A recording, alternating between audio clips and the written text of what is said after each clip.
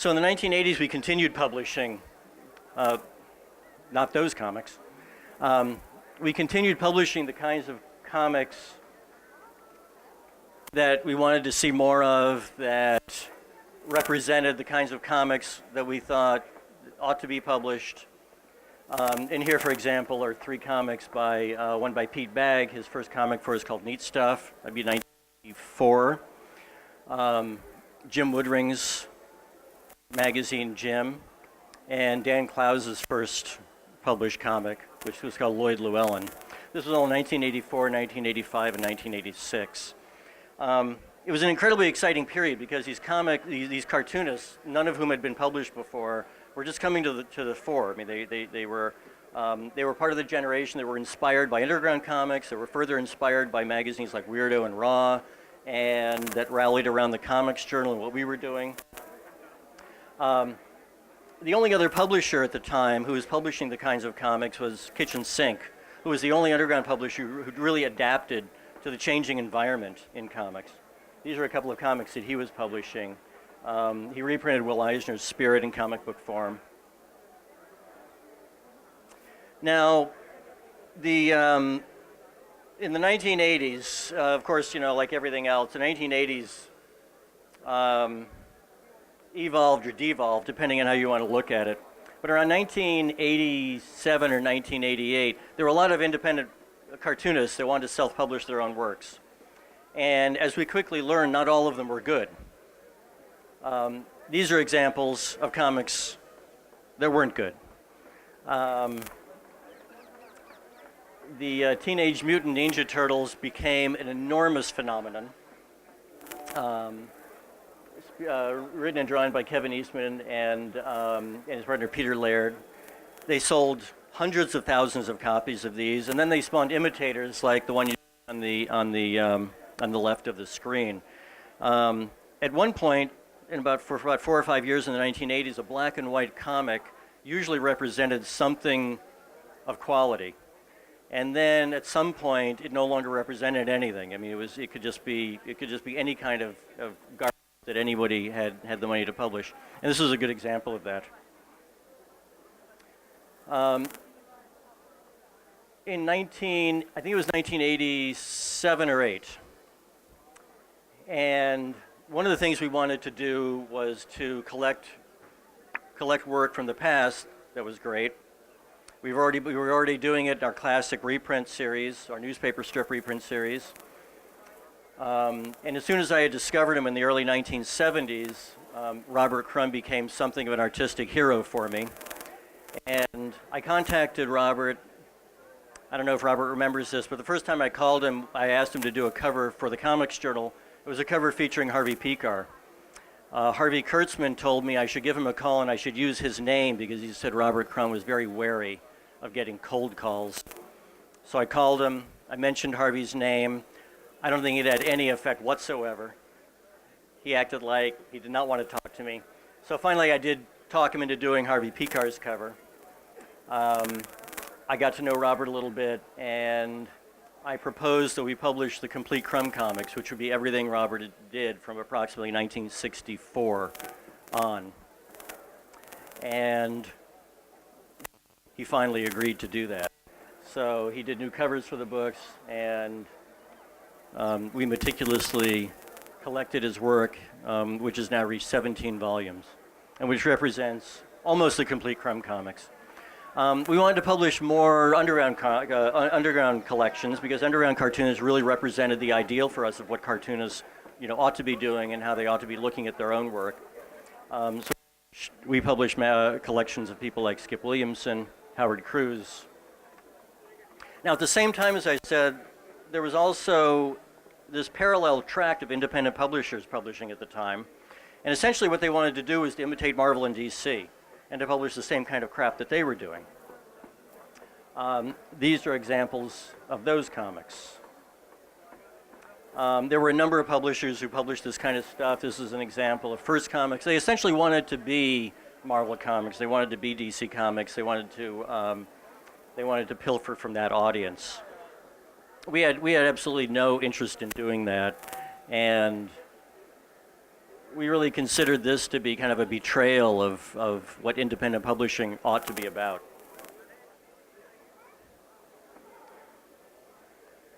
The 1990s was a really harsh period. We continued to publish young cartoonists that we felt strongly about. A lot of cartoonists were just coming out of the woodwork, submitting their work to us. And this is an example of 6 comics we published probably around 1990, 91, 92. And they represented the kinds of comics. Now, in the late 80s and early 90s, we also got the idea of collecting our comics into what is now called graphic novels. This was the first collection of the Hernandez brothers' Love and Rockets. And then other publishers, other like-minded publishers started coming up. 1989, in the early 1990s. One great example is Drawn and Quarterly, who I think started publishing in 1989. These are two comics of theirs, Julie Doucet and Chester Brown. So finally, some publishers with integrity were also coming into it, and it was no longer just us and basically Kitchen Sink and a couple of independent self-publishers. Another publisher that came up was Top Shelf, which I think started publishing in 1993.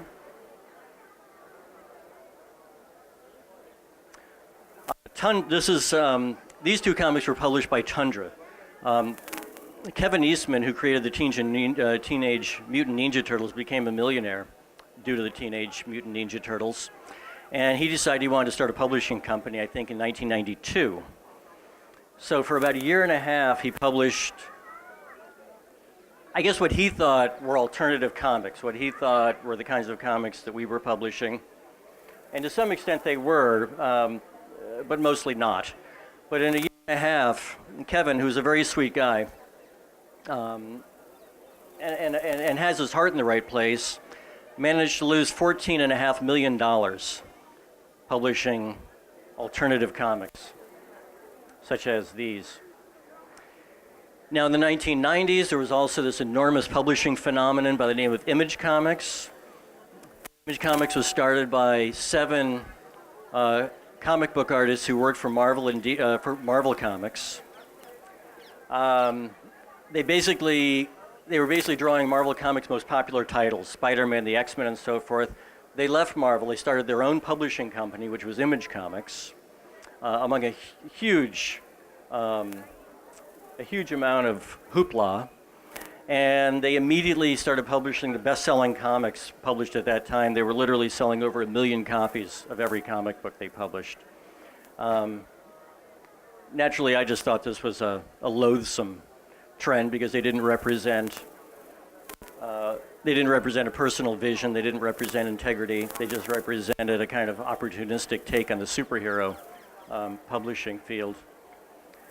And in the Comics Journal, I continued to interview people like Todd McFarlane, who was the artist who was drawing Superman, who founded Image Comics. And I think you probably can't read that, but you'll have to take my word for it that it's an incredibly amusing exchange between me and Todd McFarlane. We would specialize in doing very confrontational interviews with people like this. An interview with Kevin Eastman dissecting, for example, how he could lose $14 million in a year and a half publishing alternative comics. Now, in 1994, we started publishing Chris Ware, who was being published in the Chicago Reader, which was an alternative newspaper at the time. We noticed his work, and we liked it, and we approached him, and we asked him if we could publish it in collections, which he agreed to. He packaged his own comics, and we published them. We started publishing Joe Sacco, who started off writing news for the Comics Journal in the 1980s, cartooning on the side, and then developed, I think, into one of the best cartoonists alive. He specializes in doing journalism in comics form.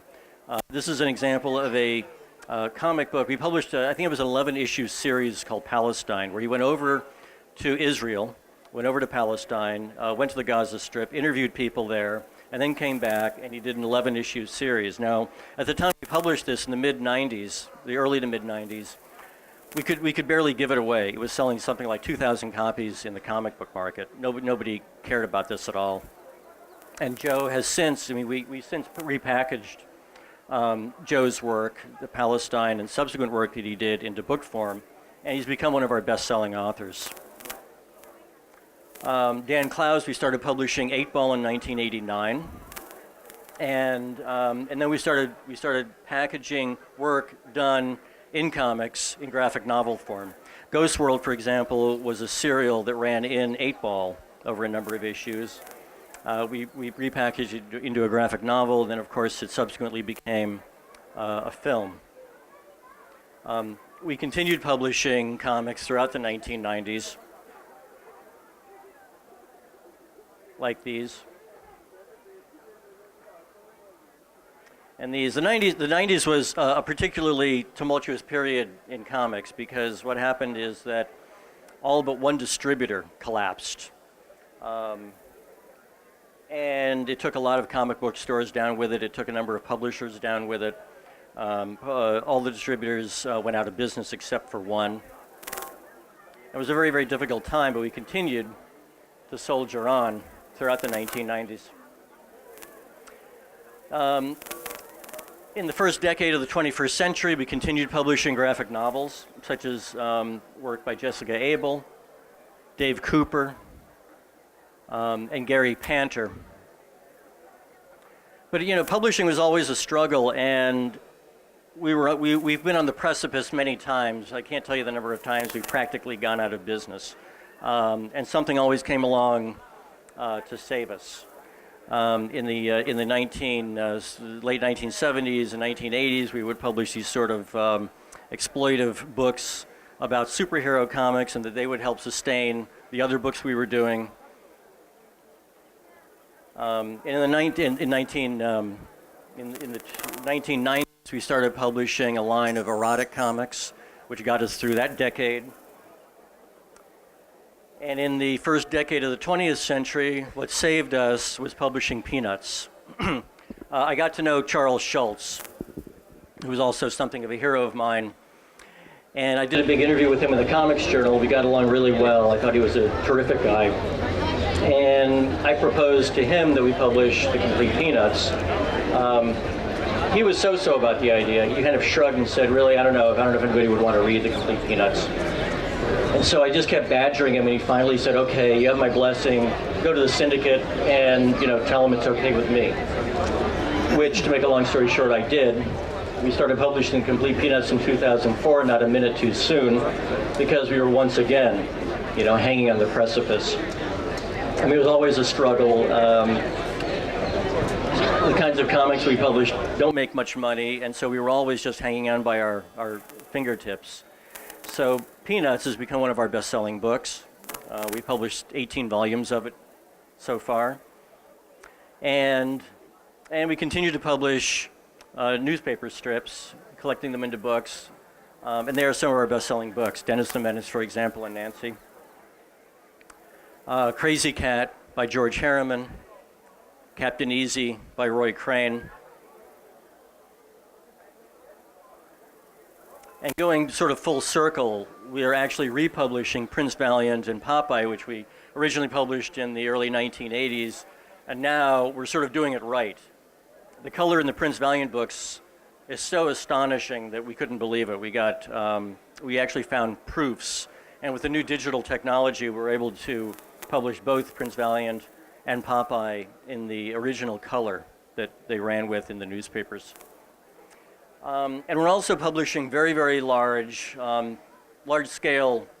productions, like a complete collection of Humbug, which was a groundbreaking satirical magazine from the 1950s, edited by Harvey Kurtzman, the creator of Mad. And one of my favorites, if I can get to it, is a 3-volume collection of Gayon Wilson's work. Gayon Wilson is a cartoonist whose work has appeared in the Playboy from 1956 to today, which is what this collection is. It's 1,000 pages long, collects every full-page cartoon he did at that period. And you know, what's marvelous being in this business is that you establish a connection with an artist like Gayon Wilson, who's now about 84. He's just a wonderful guy. I love working with him. We've gone on to publish We're going to be publishing about 5 collections of his work, collecting all of the work, basically all of the cartooning he's ever done. We just published a book called Nuts, which was a collection of strips about childhood that ran in the National Lampoon, which I think is really a masterpiece. And Gaon himself is just so absolutely wonderful to work with. It's incredibly gratifying to be able to work with someone. And we continue to publish underground cartoonists and cartoonists from that generation. And again, my apologies for my ineptitude. But anyway, this is Bill Griffith, who we just published about a month ago, a gigantic 400-page collection of all of his non-zippy underground work. Collections by artists like Rand Holmes and Greg Irons that also include biographies of the cartoonists. Cartoonists like Vaughn Baudet. It's important to us to preserve the great historical work that's been done in comics. Kim Deitch, Frank Stack, both of whom continue to do great work. And in that same vein, we're also trying to preserve the best work from the 1930s, 40s, and 50s from mainstream comics. So in that vein, we're doing. We published the work of Bernie Krigstein, who did a lot of great work for EC Comics, but who also did work for other publishers besides EC, of which this is a collection. Or the work of Alex Toth. This is a 400-page collection of all of Alex Toth's works for one particular publisher from the 1950s. Will Elder, the brilliant collaborator of Harvey Kurtzman. This is a big coffee table book of a lot of his work, as well as a short biography of his career. And we also publish books about cartoonists. These are collections, for example, of interviews with cartoonists Jack Kirby and Harvey Kurtzman. Mostly composed of interviews that I've conducted for the Comics Journal, but including others as well. These are big oversized collections that also include enormous representations of their work. In addition to publishing comics, we also publish biographies and critical essays. For example, this was a 900-page biography of Milton Caniff, the creator of Terry and the Pirates and Steve Canyon, and a biography of Bernie Krigstein. Books on the cartoonists Edward Gorey and Al Capp. These are monographs on the artists, so they conflate criticism and biography. And on the left are the letters of R. Crumb, which I think are absolutely fascinating, and the history of underground comics. And I just wanted to end it by showing you some of our current books. Jim Woodring is one of my favorite cartoonists. We started publishing him in 1985 or 86, and he's been doing. He's done 2 graphic novels in the last couple of years, of which Weathercraft is the first. The book on the right-hand side is a collection of his paintings. This is Joe Sacco's work that I referred to earlier, collection of Palestine, and his next book, Garajda, which is about the Serbo-Croatian War in the 1990s. 2 books by Carol Tyler. And Carol was also an underground cartoonist who started in the 1970s. I think this is probably her most mature work. It's a memoir about her father and how her father related both to the family and to his experience in World War II. And a biography of Martin Luther King. This is a couple of books by one of my favorite contemporary younger cartoonists, Kathy Malkasian, who has a tremendous drawing style. She comes from animation, so she draws really well, and she's adapted that to the panel continuity, and her work is suffused with a kind of political, social, and interpersonal maturity that I think is quite extraordinary. And Dash Shaw, another young cartoonist, whose first 2 books we published. Bottomless Belly Button is a 700-page graphic novel, and the book on the right is a collection of his short stories. And just a few books that we're going to be publishing later this year. We're publishing all of the EC comics. EC comics were published from 1949 to 1954, 55. They were probably the most consistent and best mainstream comics ever published. They published artists like Wally Wood, Harvey Kurtzman, Al Williamson, Jack Davis, and so we're publishing them by artists. So we're collecting stories by artists and by genre. This is the first one by Wally Wood, which collects his suspense stories, and then the second one will be by Harvey Kurtzman called Corpse on the Imgym, which is a collection of his war stories, which I consider his best work. And then just a few graphic novels by younger cartoonists that we're publishing this year. Noah Van Skeever has done a book called The Hypo, which traces Abraham Lincoln's early life before he became president of the United States. Did a tremendous amount of historical research and adapted his style to the material. Tom Kaczynski in a book called Beta Testing the Apocalypse. Kaczynski is one of the most politically and socially minded cartoonists we publish, and these are all short stories chronicling global problems that we're now facing. And this is an incredibly impressive collection by a young cartoonist named Chris Wright, a very dense story that is superficially a pirate story, but that is actually a difficult psychological tale.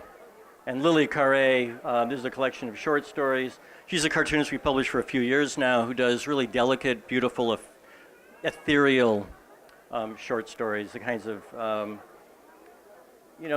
stories that I think are pushing comics into a more expressive mode.